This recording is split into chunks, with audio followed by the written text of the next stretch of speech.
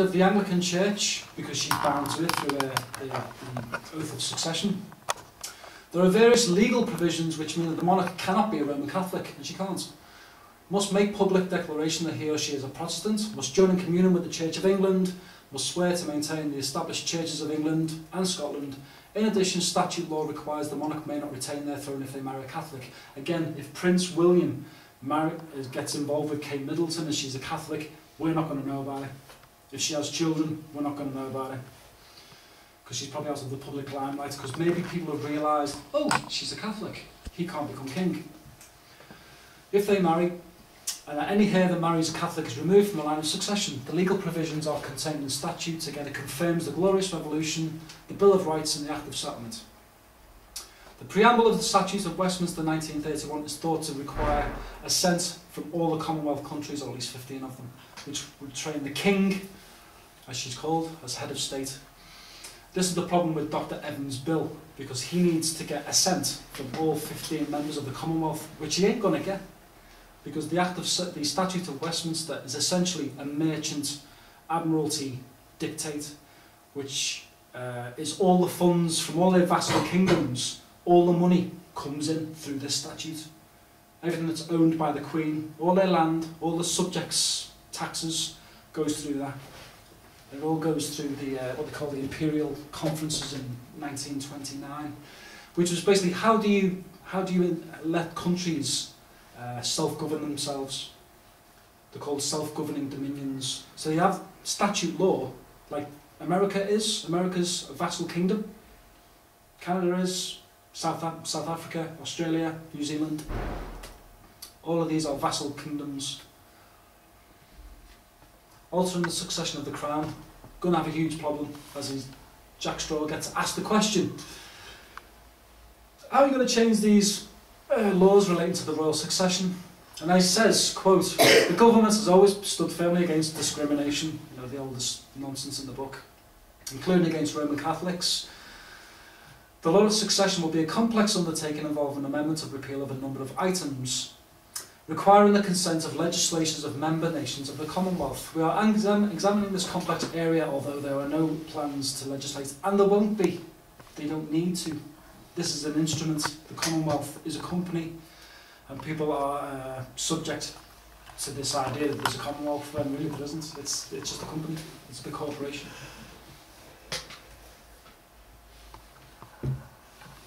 Notice the way he's being placed right in front of the wings and the Roman laurel wreath behind his head. This was from the BBC's website. Queen Elizabeth II, they should say King really and give it a proper title, ascended to the throne. The Diamond Jubilee, which coincidentally is 2012, the 30th anniversary of his birthday. All the numbers are kind of adding up. And notice the bottom. Republic, which supports an elected head of state in the UK, said 2012 should see a meaningful debate on the future of the monarchy and proposals for serious reform. I wonder what that could possibly mean when we've just discussed how they're ever going to change succession laws, how they're going to reform it, unless you get a brand new UK constitution, which they are thinking about giving you.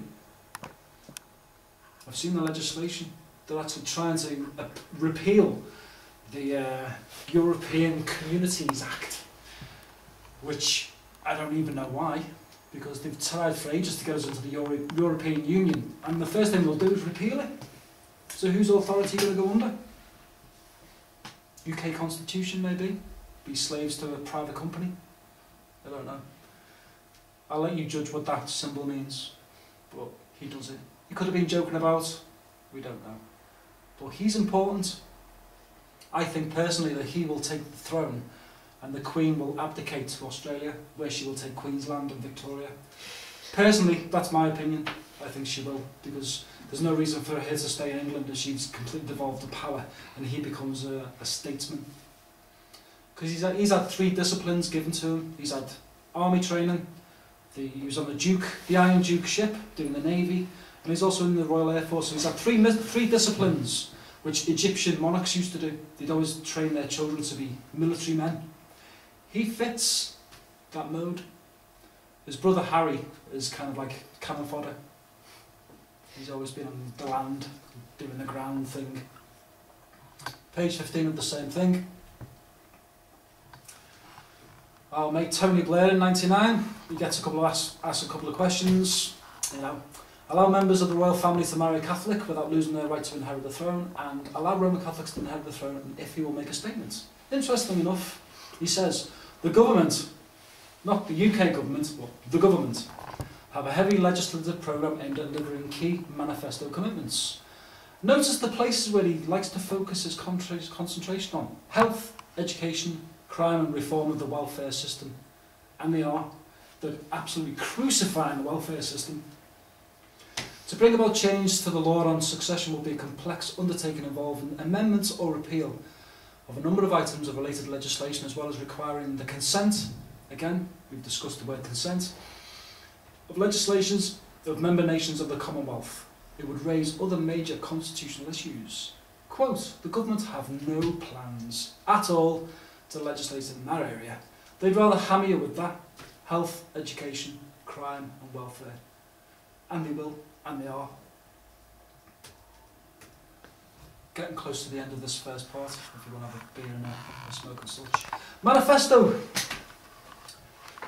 Someone came along as Labour said, we have a manifesto for you, would you like to vote on it? And then Nick Clegg came along with his Liberal and said, I've got a manifesto, would you like to vote for this one? And then you had the Tories, I've got a manifesto. Each one is a contract that you've been offered when you vote.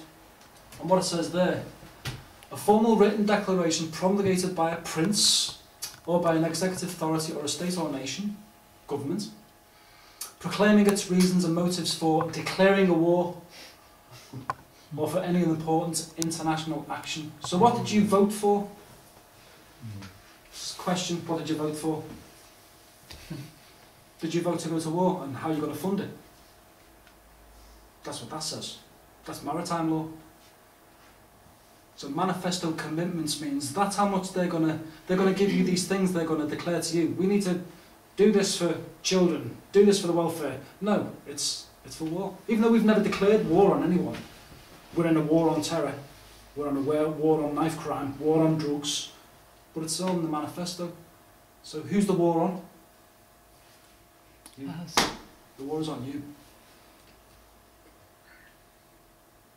Commonwealth, this is their website. Again, we're getting close to this first part. Just note the bottom here. In 1867, Canada became the first colony to be transformed into a self-governing dominion, which means it's a vassal kingdom of the Empire. A newly constituted status that implied equality with Britain, which it isn't. They've been given the civil law. The Empire, and they're quite arrogant to call it the Empire, was gradually changing. Notice there, Treaty of Versailles in 1919, which is when Hitler was installed in Germany by the Americans and the British. Subsequently, they became members of the League of Nations, which was the precursor to the United Nations, which is the biggest atrocity ever created, in my opinion. It needs to be removed.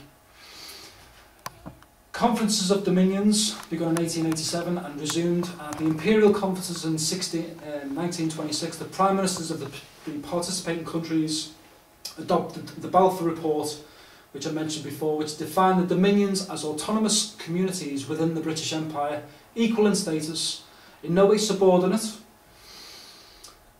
or any aspect of their domestic or external affairs, though united by some common allegiance to the Crown and freely associated as members of the British Commonwealth of Nations. So they all joined under the corporation, they all joined a company.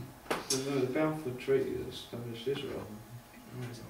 1947 is another fundamental datum. In the second part, I'll go into that and why that's really important, because the whole reason why we're slaves changed for that reason. This definition was incorporated into British law in 1931 as the Statute of Westminster, which we've mentioned. It was adopted by Canada, Ireland, South Africa, Australia, New Zealand followed, India. Even though it was part of the empire, seceded in 1947 when it became independent. And where is the army now? We've gone from Iraq to Afghanistan, and now we're sort of on the border between Pakistan and India. So they're trying to regain India back into the empire, which isn't going to work. Historically, India has opposed them, and they're playing with fire by going there. But just note these dates, 1919, very important dates. And just in case you don't think the Commonwealth isn't a company, it is. As it says, this company. Last part, here's the